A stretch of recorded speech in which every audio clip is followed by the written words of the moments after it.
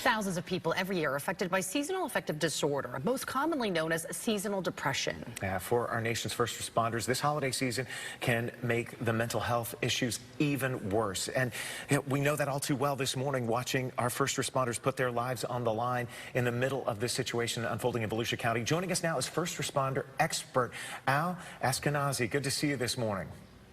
It's a pleasure to be here with you. Thank you. Yeah, and we'd love for you to talk a little bit about seasonal affective disorder and how it's impacting our first responders.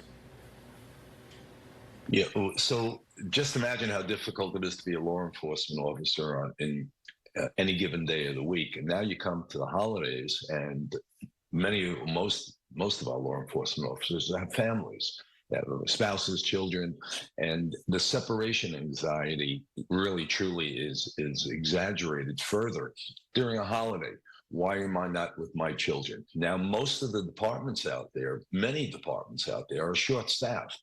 Well, when that happens, then putting in more hours, perhaps more days per week. So it's not only a normal cycle, but now it's a cycle where you're not with your family, you're not with your children. Your children are asking you, Daddy, why? Well, Mommy, why can't you be home? Why aren't you home? On top of that, it's a reflective period for people. And many officers get depressed because they reflect on lost officers that were lost in the line of duty. And it's a very difficult time. We have established a program in South Miami that we've put 6,000 officers through.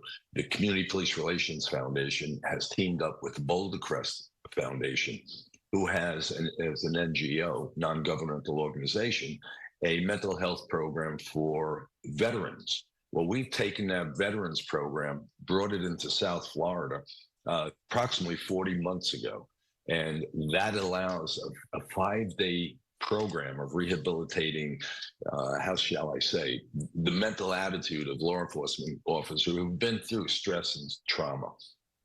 Yeah, October 1st, we expanded that program. So at 2:30 in the morning, real case, when an officer is called for a domestic violence call, and he or she responds, and they subdue the subject, but on the floor lies a woman and a child, very seriously injured. How does that officer now, alone, waiting for backup, waiting for an ambulance, how do they now reflect on that? How do they, after the circumstance, go home to their family and loved ones, and the very next day get up and leave them once again? So for the spouse, it's traumatic. For the children, it's traumatic. So what we've done is we've created a peer-to-peer response team. We have currently 15 responding officers that have been certified by Boulder Crest Foundation in peer-to-peer responses. Very cathartic program, very certified high-level officers. And they will respond at 2:30 in the morning now to that officer in need.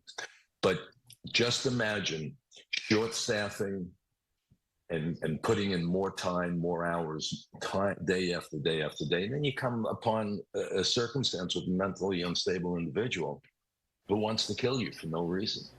Tough. Well, Al, thank you so much for shedding light on this, especially this time of year. And as Jason mentioned, we had a situation that happened earlier today in one of our local counties. So truly thank you. And just knowing what the community can do to help first responders.